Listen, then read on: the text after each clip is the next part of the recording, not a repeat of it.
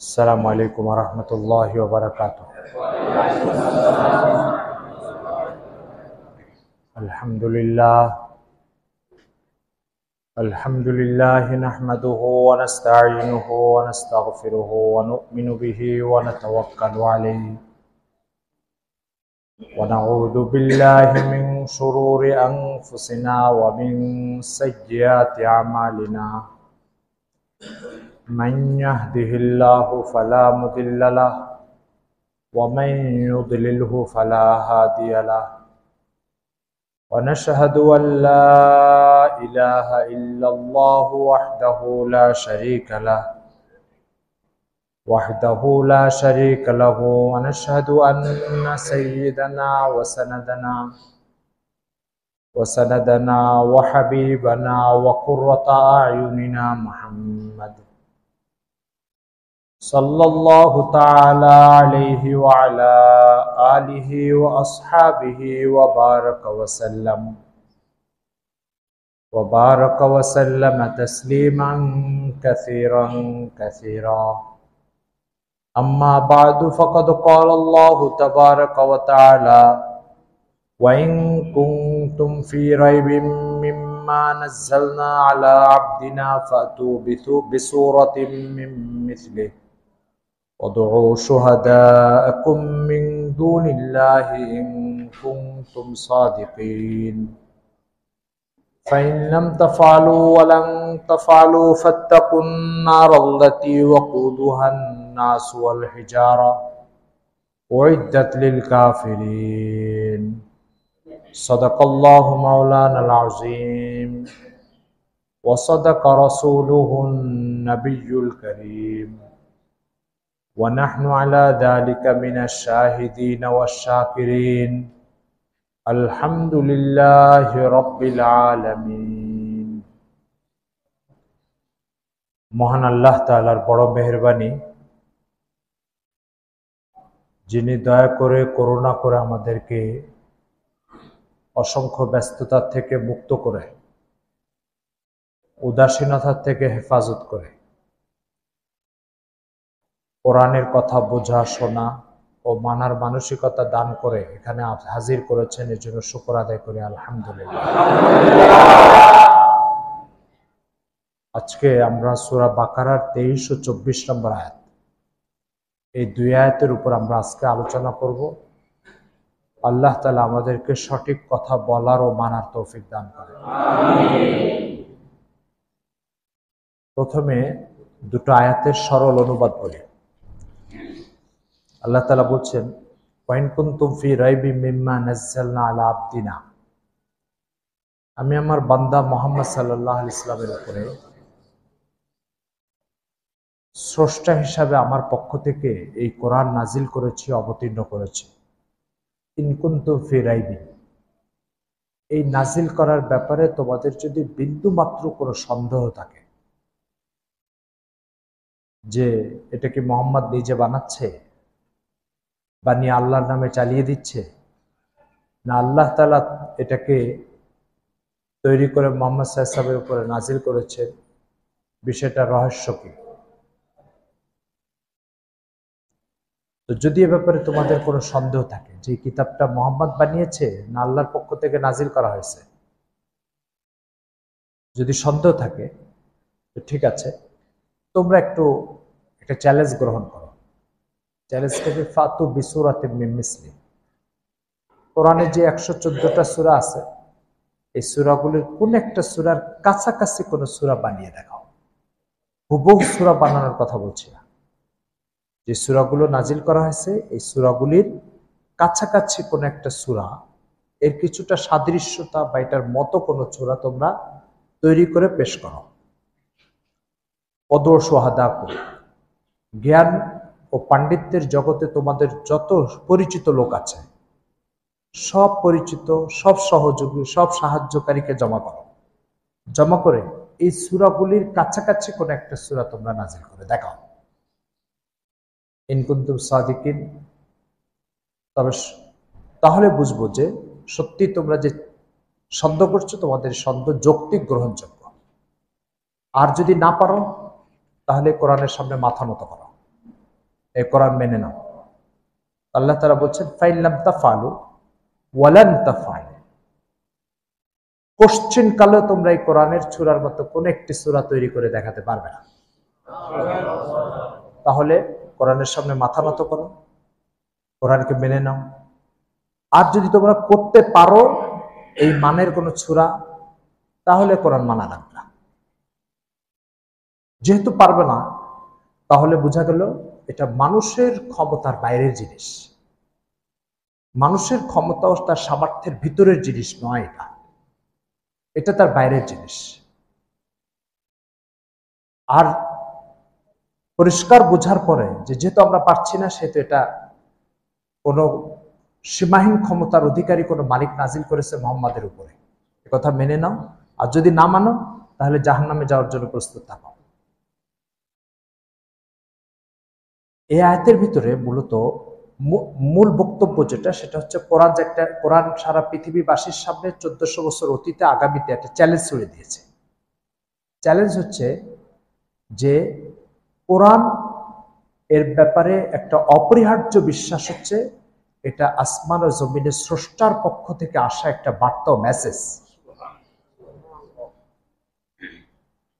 এই মেসেজ প্রমাণ করার জন্য কোরআন অনেক কথা বলেছে, তার ভিতরে একটা কথা হচ্ছে এটা যে এটা মানবীয় গুণাবলী, মানবীয় শক্তি, মানবীয় সামর্থ্যের যে পরিধি, সেই পরিধির বাইরের জিনিস। এটা মানবীয় শক্তি সামর্থ্যের পরিধির ভিতরে যে কাজগুলো হওয়া সম্ভব, এটা সেই কাজগুলোর মধ্যে থেকে না। মানবীয় শক্তি সব যদি একত্রিত হয়, তবু এই কোরআন তৈরি করতে পারবে না, এই ধরনের একটি সূরা আবিষ্কার করতে পারবে না।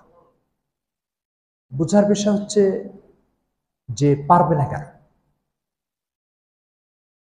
পৃথিবীতে যেমন বাংলা ভাষায় বড় বড় পণ্ডিত আছে, ইংরেজি ভাষায় বড় বড় পণ্ডিত আছে, আরবি ভাষায় তো বড় বড় পণ্ডিত আছে, আছে না? তো তারা একত্রিত হয়ে একটা সূরার মতো সূরা কেন পারবে না, এটা বোঝা দরকার। এর অনেকগুলি কারণ আছে যে কেন কোরআনের মতো একটি গ্রন্থ মানুষের জন্য নাজিল করা সম্ভব নয়। একটা কারণ হচ্ছে এটা যে মনে করেন বাংলাদেশের একজন আলোচিত ব্যক্তি হচ্ছে ডক্টর মোহাম্মদ শহীদুল্লাহ, বড় শিক্ষাবিদ, বড় জ্ঞানী। ডক্টর মোহাম্মদ শহীদুল্লাহর জন্ম থেকে মৃত্যু পর্যন্ত তার লাইফ হিস্ট্রি তার মাকে লিখতে বলা হলো যে আপনি লেখেন, ডক্টর মোহাম্মদ শহীদুল্লাহর জীবনী লেখেন। আপনাকে বলা হলো যে আপনি ডক্টর মোহাম্মদ শহীদুল্লাহর জীবনী লেখেন। আপনি যত মেধাবী মানুষ হন না কেন, তথ্য উদ্ঘাটনের যত যোগ্যতা আপনার ভিতরে থাক না কেন, কোন রহস্য উন্মোচনের যত দক্ষতা আপনার থাক না কেন, আপনার লিখিত ডক্টর মোহাম্মদ শহীদুল্লাহর জীবনী তার মায়ের মতো হবে না। কেন হবে না? তার কারণ হচ্ছে ডক্টর মোহাম্মদ শহীদুল্লাহর জন্মের থেকে মৃত্যু পর্যন্ত পুরো লাইফটা তার মায়ের চোখের সামনে। সে যা লিখবে প্রত্যেকটা দেখে দেখে তার চোখে দেখা ঘটনা লিখবে। আর আপনি ডক্টর মোহাম্মদ শহীদুল্লাহর উপরে লিখিত বিভিন্ন বই পুস্তক পড়ে তারপরে লিখবেন। সুতরাং আপনার কোনো তথ্য ভুল হবে, কোনোটা সঠিক হবে, কোনোটা 20 ঘটেছিল আপনি 19 লিখবেন, কোনোটা আপনি 19 লিখেছেন কিন্তু ঘটনা হচ্ছে 25। এভাবে ব্যাপক তারতম্য হবে। ফলে ডক্টর মোহাম্মদ শহীদুল্লাহর মায়ের লেখা লাইফ হিস্ট্রি আর আপনার লেখা হিস্ট্রির ভিতরে অল্প স্বল্প পার্থক্য হবে না অনেক পার্থক্য হবে? এবার শুনুন, কোরআন মজিদের একটা বড় আলোচ্য বিষয় হচ্ছে পৃথিবীর সৃষ্টিটা কিভাবে হয়েছে, আসমানকে কিভাবে সৃষ্টি করা হয়েছে, জমিনকে কিভাবে সৃষ্টি করা হয়েছে, এই বিষয়গুলো কোরআন মজিদে। সূর্যকে কিভাবে পরিচালনা করা হয়, চন্দ্রকে কিভাবে পরিচালনা করা হয়, সৌরজগৎকে কিভাবে সাজানো হয়েছে, এগুলো হচ্ছে কোরআন মজিদের একটা আলোচ্য বিষয়। এখন এগুলো কোরআনের যে বক্তব্যগুলো, সেগুলো মহান স্রষ্টা আল্লাহ তাআলা এগুলো সৃষ্টি করে তারপরে তিনি কোরআনের মধ্যে এগুলো সাজিয়েছেন। আজকে যদি কেউ সৌরজগতের আলোচনা লিখতে চায়, তাহলে তাকে গবেষণা করতে হবে। দেখা যাবে এক একটা তথ্য উদ্ঘাটন করতে তার লাইফ শেষ হয়ে গেছে। এবার সেও সৌরজগতের উপরে লিখবে, দুইজনের বর্ণনা এক হবে না বিস্তর পার্থক্য হবে? ঠিক ডক্টর শহীদুল্লাহর মায়ের লেখা লাইফ হিস্ট্রি আর অন্যের লেখা লাইফ হিস্ট্রির ভিতরে যে তারতম্য, পৃথিবী সৃষ্টির ব্যাপারে স্রষ্টার বক্তব্য বা সৃষ্টির বক্তব্যের ভিতরে তার চেয়ে বেশি তারতম্য হবে।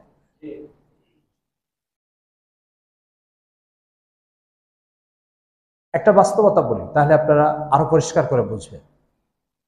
আপনার চোখের সামনে একটা বিল্ডিং, মনে করেন 50 তলা।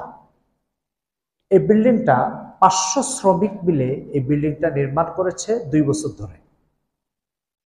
500 শ্রমিক 2 বছর কাজ করে এই বিল্ডিংটা নির্মাণ করেছে। আপনি অঙ্ক কষে বের করতে চাচ্ছেন যে এই বিল্ডিংটা যদি আমি 1 মিনিটে তৈরি করতে চাই তাহলে কতজন শ্রমিক লাগবে। তো হিসাব নিকাশ করে আপনি বলে দিলেন এই বিল্ডিংটা 1 কোটি শ্রমিক যদি হয় তাহলে 1 মিনিটে তৈরি করা সম্ভব। এই অঙ্ক করে আপনি চলে গেলেন। আপনি অঙ্ক শিখেছেন, শিখাচ্ছেন, হিসাব করে ছাত্রদেরকে বোর্ডে লিখে বুঝাচ্ছেন, ব্যাস অঙ্ক শেষ। আমি আপনার কাছে প্রশ্ন করি, আদৌ কি 1 মিনিটে 50 তলা একটা বিল্ডিং করা সম্ভব? শ্রমিক আমি 5 কোটি দিব আপনাকে, সম্ভব? কিন্তু অঙ্কের হিসাবে মিলে যাবে। অঙ্কের হিসাবে কি মিলে যাবে, বাস্তবতার হিসাবে মিলবে না। তাহলে অঙ্কের হিসাবে একটা লোক এটাকে সম্ভব মনে করছে, বাস্তবতার হিসাবে এটাকে অসম্ভব মনে করছে। হচ্ছে এই বাস্তবতার জ্ঞান হচ্ছে স্রষ্টার হয়ে থাকে, অঙ্কের হিসাব সৃষ্টির হয়ে থাকে। কথাটাকে বুঝাইতে পারছি? স্রষ্টার জ্ঞান কি হয়ে থাকে? বাস্তবতা। আর সৃষ্টির জ্ঞান অঙ্কের। আর এই অঙ্কটা একটা স্বপ্নের মতো। অঙ্কটা কিসের মতো? স্বপ্নের মানুষ কি কি দেখে? স্বপ্নে দেখে আমি এশিয়া মহাদেশের নিয়ন্ত্রণকারী হয়ে গেছে, স্বপ্নে দেখে না? বাস্তবে এটা কয়জনের জন্য সম্ভব? অঙ্কের এই হিসাবটা স্বপ্নের মতো। আর স্রষ্টার জ্ঞান হয় কিসের মতো? বাস্তব মতো। এই জন্য কোরআন যদি কেউ লিখতে চায় তাকে পৃথিবীর স্রষ্টা হতে হবে। কি হতে হবে? পৃথিবীর স্রষ্টা ছাড়া সে কোরআন লিখতে পারবে না। ফলে এবার আপনি ডক্টর শহীদুল্লাহর উদাহরণটাকে এখানে বাস্তব বুঝান। আল্লাহ তাআলা মুসা আলাইহিস সালামের ঘটনা বয়ান করেছেন, মুসা আলাইহিস সালামের ঘটনা বয়ান করছেন, ঈসা আলাইহিস সালামের ঘটনা বয়ান করছেন। এখন আল্লাহ তাআলা তো মুসার স্রষ্টা, আল্লাহ মুসার কি আল্লাহ ঈসার স্রষ্টা। স্রষ্টা যখন মুসার ঘটনা বর্ণনা করবে, সেই ঘটনার আর সেই বর্ণনা, আর একজন সৃষ্টি মুসার জীবনী লিখবে, সেই বর্ণনা দুটো একরকম হবে? কথাটা বুঝাইতে পারছি? আচ্ছা, এটা একটা বিষয় যে কোরআনের মতো কোন সূরা এই জন্য লিখতে পারবে না যে কোরআনের মতো কোন সূরা লিখতে হলে তাকে স্রষ্টার ক্ষমতার অধিকারী হতে হবে, এটা কারোর জন্য সম্ভব না। দ্বিতীয় বিষয়, কোরআনের মতো একটা সূরা লিখতে হলে অতীতের যে ঘটনাগুলো যেগুলো আমাদের জীবনে ঘটে গেছে এগুলো আর ভবিষ্যৎটার ভিতরে কোনো পার্থক্য থাকবে না। অর্থাৎ অতীতটা যেমন আমার চোখের সামনে ভাসছে, গতকালটা আমার কিভাবে গেছে, আমার বাল্যকালটা কিভাবে গেছে, আমার কৈশোর জীবনটা কিভাবে গেছে, ভবিষ্যৎ আমার জীবনটা কিভাবে যাবে, এটা অতীতের মতো ভাসতে হবে। এটা কি কোনো মানুষের জন্য সম্ভব? সম্ভব না। আল্লাহ তাআলার জন্য অতীত আর ভবিষ্যতের ভিতরে কোনো পার্থক্য নেই। তিনি অতীতটাকে যেভাবে দেখেন ভবিষ্যৎটাকে ওইভাবেই দেখেন। ঠিক আছে, এটা উদাহরণ বুঝতে পারেন আপনি। আপনার হাতের তালুর উপর একটা পিঁপড়া ছেড়ে দেন এখান থেকে, ঠিক আছে? পিঁপড়াটা 1 মিনিট হাঁটার পরে যখন হাতের তালুতে আসবে, এবার যদি পিঁপড়ার সাথে আপনি কথা বলতে পারতেন তাহলে জিজ্ঞেস করতেন, পিঁপড়া কি খবর, কত দূর পার হয়ে আসছো? বলে 500 কিলোমিটার। ঠিক আছে, আর সামনে? বলে আল্লাহ জানে সামনে কত দূর আছে, বলতে পারবো না, তবে মনে হয় অনেক দূর আছে। তো পিঁপড়ার জন্য অতীতে 500 কিলোমিটার, সামনে অনেক দূর। আপনার সামনে কতটুকু বলেন? এটা হাতের তালু। আপনার এখানে অতীতটাও যেমন ভবিষ্যৎটাও একই অবস্থা। পিঁপড়ার জন্য অতীতটা তো তার 500 কিলোমিটার, ভবিষ্যতের খবর নেই তার কাছে। ঠিক আল্লাহ তাআলা পৃথিবীর শুরু শেষ পর্যন্ত ওইভাবে তার নজরের সামনে, আপনার হাতের তালুটা আপনার নজরের সামনে যাবে। কথাটা বুঝাতে পেরেছি? আপনার হাতের তালুর কোনটা অতীত আর কোনটা ভবিষ্যৎ বলেন? সবই বর্তমান, সবই বর্তমান। পিঁপড়ার জন্য কতটুকু বলেন? একটা অতীত, একটা ভবিষ্যৎ। এখন এই পিঁপড়া তার ভবিষ্যৎ সম্পর্কে কিছু যদি লিখতে চায়, ঠিক আছে, এগুলো সব আন্দাজে ডিল মারা হবে। একটা হবে, তিনটা হবে না, দুটো হবে, 10টা হবে না। আর আপনি যদি বলতে চান ভবিষ্যৎ কি, তো এখানে 4টা আঙ্গুল আছে, প্রতি আঙ্গুলে 4টা করে কর আছে। তাহলে আপনার ভবিষ্যতের বর্ণনাটা আর পিঁপড়ার ভবিষ্যতের বর্ণনাটা কতটুকু পার্থক্য বলেন? ঠিক এই কোরআন যদি কেউ লিখতে চায়, তো তাকে এই পিঁপড়ার ভবিষ্যৎটা যেভাবে তাকে জানতে হবে, ঠিক এই কোরআন লিখতে হলে প্রত্যেক ব্যক্তি পৃথিবীর আগামী ভবিষ্যৎটা এইভাবেই তাকে জানতে হবে। এটা কোন মানুষের জন্য সম্ভব? সম্ভব করার জন্য। এই জন্য কিয়ামতের বর্ণনা আল্লাহ তাআলা যে খুঁটিনাটি করে দিয়েছেন, খুঁটিনাটি, এগুলো সব তার চোখের সামনে, কোনোটা ভবিষ্যৎ না, সব বর্তমান। তিনি এগুলো হতে দেখতেছেন, এবার তিনি এটাকে বর্ণনা করেছেন। তো কিভাবে এই কোরআনের একটা সূরা মানুষ তৈরি করতে পারবে বলেন? এবার বুঝতে পারছেন কেন পারবে না? এর একটা জীবন্ত উদাহরণ বলি আপনাদেরকে। আবু লাহাব সম্পর্কে ইসলামের ইতিহাসে লেখা আছে, বুখারী শরীফের হাদিসে আছে, রাসূল সাল্লাল্লাহু আলাইহি ওয়াসাল্লাম নবুয়ত প্রাপ্তির পরে যখন মক্কার লিডারদেরকে একটা পাহাড়ের উপরে জমা করে বললেন যে দেখো, আমি আল্লাহর পক্ষ থেকে নবী হয়ে আসছি, আল্লাহ পাক তোমাদের জীবন চলার জন্য আমার কাছে একটা দিন পাঠিয়েছে, এই দিনটাকে তোমরা গ্রহণ করো, মেনে নাও। তো রাসূল সাল্লাল্লাহু আলাইহি ওয়াসাল্লাম যখন বললেন যে এই দিনের মূল বক্তব্য হচ্ছে আল্লাহ এক ও অদ্বিতীয়, আর মূর্তির পূজা করা যাবে না, আল্লাহ ছাড়া আর কারোর পূজা করা যাবে না, এটা হচ্ছে এই দিনের প্রথম ও প্রধান বক্তব্য। এবার আবু লাহাব, আল্লাহ রাসূলের আপন চাচা, সে ওখানে দাঁড়িয়ে বলছে, তাব্বান লাকা লিহাদা জামাতানা, আরে মুহাম্মদ, তুমি এই নোংরা কাজের জন্য আমাদেরকে এখানে জমা করছো। আমরা আমাদের বাপ দাদার থেকে মূর্তি পূজা করে আসতেছি, তুমি মূর্তির থেকে ছুটানোর চেষ্টা করতেছো আমাদেরকে, যাও তুমি ধ্বংস হয়ে যাও। রাসূল সাল্লাল্লাহু আলাইহি ওয়াসাল্লামের কাছে সূরা নাজিল হলো, সূরা আবি লাহাব, সূরা লাহাব। এই সূরার ভিতরে আল্লাহ তাআলা বলছেন, সায়াসলা নারান যাতা লাহাবিন ওয়া ইমরাত, এই আবু লাহাব আর তার স্ত্রী দুজন জাহান্নামের গর্তে পতিত হবে নিশ্চিতভাবে। এই সূরাটা যেদিন নাজিল হয়েছে, তারপরে আবু লাহাব 10 বছর বেঁচে ছিল। কত বছর? 10 বছর। আবু লাহাবের কি দরকার ছিল না কোরআনকে ভুল প্রমাণ করার জন্য, যে ঠিক আছে আমি এখন ঈমান নিয়ে আসবো, শুধু হ্যাঁ মুহাম্মদ আমি তোমার দিন মেনে নিয়েছি, তাহলেই তো কোরআনের এই সূরাটা মিথ্যা হয়ে যায়, হয়ে যায় কিনা? কিন্তু আশ্চর্য, কোরআন বলেছে আবু লাহাব ঈমান আনবে না, জাহান্নামে যাবে। সত্যি আবু লাহাব 10 বছর বেঁচে ছিল, তার ভাগ্যে ঈমান জুটে নাই। কেন? কোরআন বলছে জাহান্নামে যাবে, সে জান্নাতে যাবে কিভাবে? এখন নিশ্চিত আবু লাহাব জাহান্নামে যাবে, এই কথা কে বলতে পারবে? আবু লাহাব জাহান্নামে পড়তেছে, জ্বলতেছে, দগ্ধ হচ্ছে, এই দৃশ্যটা যার চোখের সামনে, এই পিলারগুলোর মতো পরিষ্কার, সে এইভাবে বলতে পারবে নিশ্চিত আবু লাহাব জাহান্নামে যাবে। যার কাছে ভবিষ্যৎটা পুরোটা অন্ধকার, সে কিছুই জানে না, কিছুই বুঝে না, এই কথা সে বলবে কিভাবে? কথাটা কি পরিষ্কার বোঝা গেছে? তাহলে কোরআন কেউ যদি একটা সূরা তৈরি করতে চায়, তাহলে তার অতীতটা যেমন তার নজরের সামনে পরিষ্কার, তার ভবিষ্যৎটা এইভাবে পরিষ্কার হতে হবে। কিন্তু এটা মানুষের জন্য সম্ভব নয়। আর যখন সম্ভব নয়, তো কোরআনে একটা সূরা মানুষের রচনা করতে পারবে না। একবার ইহুদিদের ব্যাপারে একটা চ্যালেঞ্জ আসলো, তো সেখানে কোরআন ইহুদিদের ব্যাপারে বলছে যে ওয়ালাউ ইউআম্মারু আলফা সানা, এই ইহুদিরা নিজেদেরকে সাধু বলে প্রচার করে, কিন্তু কোনোদিন তারা মুখে যে সাধু বলে, তাহলে তাড়াতাড়ি মৃত্যুবরণ করে জান্নাতের নিয়ামত ভোগ করার জন্য আগ্রহ থাকা উচিত নয়। এই নিজেরা ভালো নেক আমল করে, ভালো কাজ করে। তো আল্লাহ তাআলা বলছেন 1000 বছরে যদি আমি ওদেরকে হায়াত দিই, তবু ওরা মৃত্যুকে কখনোই কামনা করবে না, আরো লম্বা হায়াত চাইবে। এ কথা কোরআনে আল্লাহ বলছেন, লাউ ইউআম্মারু আলফা সানা। এই কথা কোরআনে নাজিল হওয়ার পরে এদের কি দরকার ছিল? এদের দরকার ছিল এক ইহুদি এসে বলবে, ঠিক আছে মুহাম্মদ, আমি আর হায়াত চাই না, আমি এখনই মৃত্যু চাই।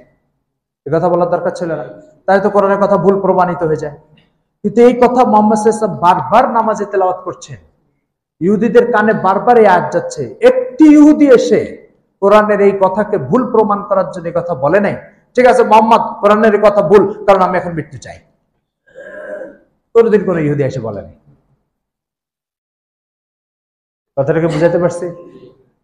তো এই জন্য 1000 বছর হায়াত পেলে কোনো ইহুদি কোনোদিন মৃত্যু কামনা করবে না, এ কথা কে বলতে পারবে? যার কাছে ভবিষ্যতের পুঙ্খানুপুঙ্খ জ্ঞান আছে সে বলতে পারবে যে ভবিষ্যৎটা পুরাটা ধোঁয়াশা, 2 মিনিট পরের অবস্থা, 1 ঘন্টা পরের অবস্থা, একটা দিন পরের অবস্থা। আমি একটা সফরে যাচ্ছি, বাড়িতে ফিরবো না, ওখানে দাফন হয়ে যাব, কিচ্ছু যার জানা নাই, সে কিভাবে এই ধরনের চ্যালেঞ্জ দিবে আর এই ধরনের বক্তব্য দিবে? এই জন্য আল্লাহ তাআলা বলছেন যে কোরআনের কোন একটি সূরা কোনো মানুষের জন্য বানানো সম্ভব নয়। তার কারণ হচ্ছে এই সূরা বানাতে হলে তাকে মানবীয় গুণাবলীর বাইরে স্রষ্টার যে যোগ্যতা, সে যোগ্যতা থাকা লাগবে। আর স্রষ্টার যোগ্যতার একটা যোগ্যতা হচ্ছে অতীতটা যেমন তার কাছে পরিষ্কার, ভবিষ্যৎটা তার চেয়ে বেশি পরিষ্কার তার কাছে। সুতরাং কিয়ামতের দিন আপনার আমার কাছে কিছুটা স্বপ্ন, কিছুটা ধারণা, কিছুটা আপনার কল্পনা, এগুলোর মধ্যে কিয়ামতের দিন। আর আল্লাহ তাআলার কাছে কিয়ামতের দিন সকল ঘটনাগুলি এই পিলারের মতো পরিষ্কার, মানে তিনি ঘটতে দেখছেন, এরকম একটা অবস্থা। এই জন্য এই অবস্থাটা আল্লাহর কাছে থাকার কারণে এই কোরআন আল্লাহর জন্য শুধু তৈরি করা সম্ভব, মানুষের জন্য তৈরি করা সম্ভব নয়।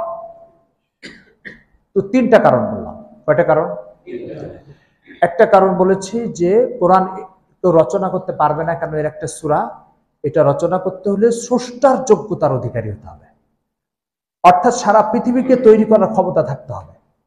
সারা পৃথিবীকে যে তৈরি করতে পারবে সে কোরআন তৈরি করতে পারবে, যে পারবে না সে কোরআনের একটা সূরা তৈরি করতে পারবে না। এটা একটা বিষয়। এই কথাটা পরিষ্কার বোঝানোর জন্য আমরা উদাহরণ দিয়েছিলাম মুসা আলাইহিস সালামের কথা, যে মুসা আলাইহিস সালামের ইতিহাস আপনিও লিখবেন, মুসা আলাইহিস সালামের ইতিহাস আল্লাহও লিখবে। আল্লাহ যখন লিখবে তো মুসা আলাইহিস সালামের স্রষ্টা লিখতেছেন, আপনি যখন লিখবেন তো বই পুস্তক পড়ে মুসা আলাইহিস সালামের ইতিহাস লিখবেন। এবার আপনার বর্ণনা স্রষ্টা হিসেবে আল্লাহ তাআলার বর্ণনা তারতম্য হবে না একরকম হবে? অল্প স্বল্প না, অনেক বড় তারতম্য। এটা একটা বিষয়। এরপর একটা বিষয় বলেছি যে কেন কোরআন রচনা করতে পারবে না। কোরআন রচনা করতে পারবে না যে কোরআন রচনা করার জন্য এই যোগ্যতা অপরিহার্য থাকতে হবে যে তার কাছে অতীতটা যেমন স্পষ্ট, ভবিষ্যৎটা এরকম স্পষ্ট হতে হবে। এটা মানুষের দ্বারা সম্ভব না। এটা কার দ্বারা সম্ভব? আল্লাহর দ্বারা। যেহেতু মানুষের দ্বারা সম্ভব না, এই জন্য কোরআন রচনা করা মানুষের জন্য সম্ভব না। কারণ কোরআনের যখন সে কিয়ামতের ডিটেলস বর্ণনা দিতে যাবে, সেই ডিটেলস বর্ণনা সে হয় শুনে দিতে হবে, নয় কল্পনার থেকে দিতে হবে, নয় ধারণার থেকে দিতে হবে। আর আল্লাহ যখন বর্ণনা দিবে তখন আল্লাহ তাআলা তার নজরের সামনে দেখে দেখে বর্ণনা দিচ্ছে। এইভাবে আবু লাহাব জাহান্নামে পড়তেছে, এইভাবে আগুনে দগ্ধ হচ্ছে, এইভাবে চিৎকার করতেছে। এই সমস্ত কারণে স্রষ্টার যোগ্যতার অধিকারী যে হবে তার জন্য সম্ভব, অন্য কারোর জন্য সম্ভব। স্রষ্টা তো একজন, আর কেউ হবে না। এই জন্য কোরআন একজনের জন্য সম্ভব, আর কারোর জন্য সম্ভব নয়। আবু লাহাবের কথা থেকে একটা কথা মনে আসলো, বুখারী শরীফ 2য় খণ্ডে আবু লাহাবের ব্যাপারে একটা হাদিস আসছে যে আবু লাহাব যখন খুব করুণ অবস্থায় মৃত্যুবরণ করেছে, আল্লাহ রাসূলের সাথে বেয়াদবি করে পৃথিবীতে কোনো ব্যক্তি শান্তিতে মরেছে কোনো দৃষ্টান্ত নেই, কোনো দৃষ্টান্ত নেই। এ অনেক বড় বেয়াদবি করেছে, কিন্তু এর জীবনের একটা কীর্তি আছে। সেই কীর্তিটা হচ্ছে রাসূল সাল্লাল্লাহু আলাইহি ওয়াসাল্লামের বাবা আব্দুল্লাহ, তিনি তো আল্লাহ রাসূলের দুনিয়াতে আসার কিছুদিন আগে মারা গেছে। ফলে তিনি এতিম অবস্থায় জন্মগ্রহণ করেছেন। জন্মগ্রহণের সাথে সাথে আবু লাহাবের একটা বাদী ছিল সুয়াইবা নাম। সুয়াইবা, সা ওয়াও ইয়া বাহা। আবু লাহাব করেছে কি, এতিম ভাতিজা জন্ম নিয়েছে, ফলে চাচাদের উপর একটা দায়িত্ব আছে, সে দায়িত্ব যথাযথভাবে পালন করেছে। সে করেছে কি, তার বাদী সুয়াইবার স্তনে দুধ ছিল, তো সে আঙ্গুলের ইশারায় সুয়াইবা যাও, আমার ভাতিজা জন্মগ্রহণ করেছে, তাকে যে ভালো মতো দুধ খাও। তো সে যে রাসূল সাল্লাল্লাহু আলাইহি ওয়াসাল্লামকে দুধ খাওয়াইছে, রাসূল সাল্লাল্লাহু আলাইহি ওয়াসাল্লাম জীবনে 4 জন মহিলার দুধ পান করেছেন। একজন হচ্ছে এই বাদী সুয়াইবার, মা আমেনা, এরপরে হালিমা সাদিয়া, আর উম্মে আইমান নামক এক মহিলার, জীবনে 4 মহিলার দুধ পান করেছেন। এই সুয়াইবার দুধ পান করেছে। সুয়াইবা হচ্ছে আবু লাহাবের বাদী, আর এই আঙ্গুলের ইশারায় সে হুজুর সাল্লাল্লাহু আলাইহি ওয়াসাল্লাম এর দুধ পানের জন্য বাদীকে স্বাধীন করে দিয়েছিল। হুজুরের দুধ পান করাবে এই জন্য বাদীটাকে আজাদ করে দিয়েছে, স্বাধীন করে, যাও তুমি মুক্ত মানুষ, স্বাধীন মানুষ। আবু লাহাব জীবনের শেষ টাইমে যে বেয়াদবি করেছিল, এই জন্য তার দেহে একটা বড় ধরনের পচন ধরেছিল। সেই পচনে এতটাই দুর্গন্ধ ছড়াইছিল যে এলাকার লোকজন তার পরিবারকে বাধ্য করেছে যে এই দুর্গন্ধে আর থাকতে পারছে না, তাকে বাড়ির থেকে বিদায় দাও। তো ওই মরুভূমির মধ্যে মাঠে ফেলে দিয়ে চলে আসছে, ওখানে পচে গলে শেষ হয়ে গেছে, দাফনও হয়নি তার। এই হচ্ছে আবুল আহাবের ইতিহাস। এ মারা যাওয়ার পরে তার পরিবারে একটা ব্যক্তি আবুল আহাবকে স্বপ্নে দেখছে। দেখার পরে, এটা বুখারী শরীফ আসছে, ইমাম বুখারী এটা লিখেছেন। বলছে, আবুল আহাব কেমন আছো, কি অবস্থা? বলছে, আমি তো শেষ হয়ে গেছি, দারুণ কষ্টে, পেরেশানিতে, অস্থিরতার মধ্যে আছি, কিন্তু সপ্তাহে 2 দিন, সম্ভবত সেটা সোমবার বা বৃহস্পতিবার, এরকম একটা দিনের কথা বলছে, যে সপ্তাহে 2 দিন একটু স্বস্তি পায়। বলে, সে স্বস্তিটা কি? বলছে, সপ্তাহে 2টো দিন আমার এই আঙ্গুল দিয়ে মধু আসে, এই মধুটা আমি একটু খাই, ওই 2 দিন আমি একটু স্বস্তি পাই। বলছে, কেন? বলছে, এটার কারণ হচ্ছে যে মোহাম্মদ যেদিন জন্মগ্রহণ করেছিল, সেদিন আমার বাদী সুহাইবাকে আমি মুক্ত করে দিয়েছিলাম শুধু মোহাম্মদকে দুধ পান করানোর জন্য। এই কারণে এই আঙ্গুলের মধ্যে প্রতি সপ্তাহে প্রতি 2টো দিনে আমার জন্য মধু আসে, ওই মধুটা আমি খেয়ে কিছুটা স্বস্তি পাই। এ কথা বুখারী শরীফে লেখা আছে। বলার উদ্দেশ্য হচ্ছে যে মুহাম্মদ সাল্লাল্লাহু আলাইহি ওয়াসাল্লামকে তো দুনিয়ার মানুষ দুধ পান করাক, এজন্য তিনি দুনিয়াতে আসেন নাই। উনি এসেছেন মানব জীবনকে পরিবর্তন করার জন্য। উনি এসেছেন শয়তানের গোলামকে আল্লাহর গোলাম বানানোর জন্য। উনি এসেছেন প্রবৃত্তির দাসত্ব থেকে মানুষকে বের করে মহান স্রষ্টা আল্লাহর দাসত্বে মানুষকে নিয়ে আসার জন্য। উনি এসেছেন মানুষের জীবন থেকে ক্ষুধাদ্রোহিতাকে বের করে আল্লাহ তাআলার গোলামীকে স্থাপন করার জন্য। উনি এসেছেন মানুষকে দুনিয়াবী চাকচিক্য থেকে মুক্ত করে আখিরাতের অনন্তকালের জীবনের সফলতা দেওয়ার জন্য। এটা হচ্ছে ওনার জীবনের মিশন। যদি মুহাম্মদ সাল্লাল্লাহু আলাইহি ওয়াসাল্লাম দুধ খাওয়ার জন্য আসেন নাই, সেই কাজে একজন আঙ্গুলের ইশারা করার কারণে আখিরাতে সে এই সুবিধা ভোগ করতে পারে, তাহলে মুহাম্মদ সাল্লাল্লাহু আলাইহি ওয়াসাল্লাম যে দ্বীন নিয়ে এসেছেন, যে আল্লাহর বিধান নিয়ে এসেছেন, সেগুলো যদি কেউ তার জীবনে ধারণ করে, তাহলে আল্লাহ পাক তাকে আখিরাতে কি দিবেন? কথাটা বুঝতে পেরেছেন? এবার বলেন, যে কথাটা এখানে ভাবার বিষয়, যে কথাটা চিন্তার বিষয়, সে কথাটা হচ্ছে যে রাসূল সাল্লাল্লাহু আলাইহি ওয়াসাল্লাম জীবন ভর তার উম্মতকে বলে গেছেন, আমি যে দ্বীন আল্লাহর কাছ থেকে নিয়ে এসেছি, যে জীবন বিধান আল্লাহর কাছ থেকে নিয়ে এসেছি, যে আল্লাহর গোলামী তার কাছ থেকে নিয়ে এসেছি, এই গোলামীকে যদি তোমরা ধারণ করো, তোমাদের দুনিয়াবী জীবনও আল্লাহ পাক নিরাপদ করে দিবেন, আখিরাতের জীবনও নিরাপদ করে দিবেন। আর সারা জীবন ব্যাপী বলে গেছেন, আমার এই দিন থেকে বেরিয়ে যাবা, দুনিয়ার জীবনে ঝুঁকিতে পড়বে, আখিরাতের জীবনে ঝুঁকিতে পড়বে। এই জন্য মোহতারাম হাজিরিন, আজকে আমরা এই আলোচনার থেকে যে কটা শিক্ষা অর্জন করলাম, সেটা হচ্ছে যে কোরআন এটা কোনো মানুষের জন্য রচনা করা, একটা সূরার মতো কোনো সূরা রচনা করা সম্ভব নয়, কেউ পারবে না। এই যোগ্যতা মানুষের নাই, মানুষের সামর্থ্যের শতভাগ বাইরে এটা। 2 নম্বর কথা আমরা যেটা শিখলাম, যেহেতু কোরআন মানুষের জন্য রচনা করা সম্ভব নয়, তো মুহাম্মদ সাল্লাল্লাহু আলাইহি ওয়াসাল্লাম একজন মানুষ, তো তার জন্য রচনা করা সম্ভব নয়। তাহলে এটা একমাত্র রচনা করেছে আমাকে, যিনি সৃষ্টি করেছে সে। তো আল্লাহ তাআলা যখন আমার জন্য আমাকে সৃষ্টি করে এটা পাঠিয়েছেন, তো এটা যেহেতু আমার জন্য পাঠিয়েছেন, এখন একটা অফিস, একটা কোম্পানি, একটা ফার্মে আমরা যখন কাজ করি, তো ওই ফার্মের, ওই কোম্পানির বস কিছু নিয়ম নীতি যদি কর্মকর্তাদের জন্য প্রয়োগ করে, তো কর্মকর্তাদের জন্য মানা এটা কতটুকু জরুরি বলেন? অল্প জরুরি না অনেক জরুরি? তো মাসের শেষে বেতন পাওয়ার নিশ্চয়তার জন্য আপনি যদি বসের কথা, ফার্মের মালিকের কথা শতভাগ মানা জরুরি হয়ে থাকে, তো যে স্রষ্টা আমাকে সৃষ্টি করে 70-80 বছরের জীবন দান করেছেন আর কিয়ামতের সফলতার নিশ্চয়তা ও গ্যারান্টি দিয়েছেন, তাহলে এই কোরআন মানা কতটা জরুরি হবে বলেন? কথাটাকে বুঝাইতে পারছি? আচ্ছা, এর সাথে আরেকটা চিন্তার বিষয়, সেটা হচ্ছে যে একজন বসের হাতে আমার চাকরি, আরেকজন মালিকের হাতে আমার জান।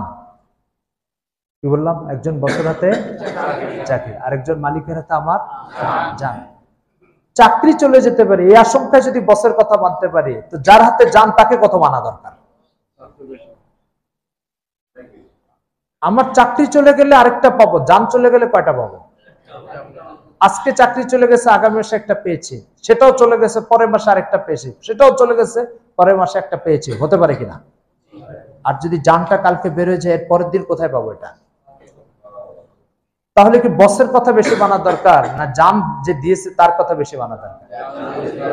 আমাদের বাস্তব অবস্থা কি বলে? যে বসের হাতে চাকরি তাকে যত বেশি ভয় পায়, যে বসের হাতে জান তাকে অত ভয় পায় না।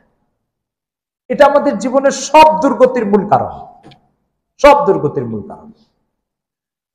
বসের পক্ষ থেকে নোটিশ বোর্ডে ঘোষণা টাঙায় দেওয়া হয়েছে যে আগামী এত তারিখ থেকে সকাল 9টার জায়গায় 8টা অফিসে আসতে হবে, আর আগামী এত তারিখ থেকে 4টার জায়গায় 5টায় অফিস থেকে বের হতে হবে।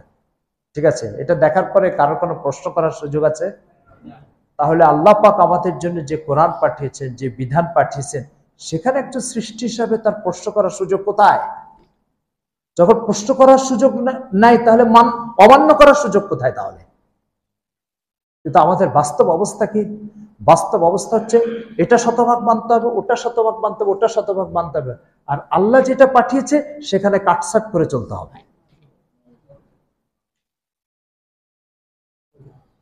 এটা একটা অনিশ্চিত ঝুঁকিপূর্ণ আখিরাতের আলামত। কিসের আলামত বলেন? কেন? আপনি বসের কথা যখন ঠিক মতো মানবেন না, তো আপনার বেতনের নিশ্চয়তা আছে না ঝুঁকিতে পড়বে বেতন? তো যখন বসের কথা ঠিক মতো মানবেন না, মাসের সাথে বেতন ঝুঁকিতে পড়বে। যখন আল্লাহ তাআলার দ্বীন আসবে, তার বিধান আসবে স্রষ্টার পক্ষ থেকে সৃষ্টির উদ্দেশ্যে, তখন আপনি এটা মানবেন না, তো আপনার আখিরাতটা কিভাবে নিরাপদ হবে ঝুঁকি ছাড়া?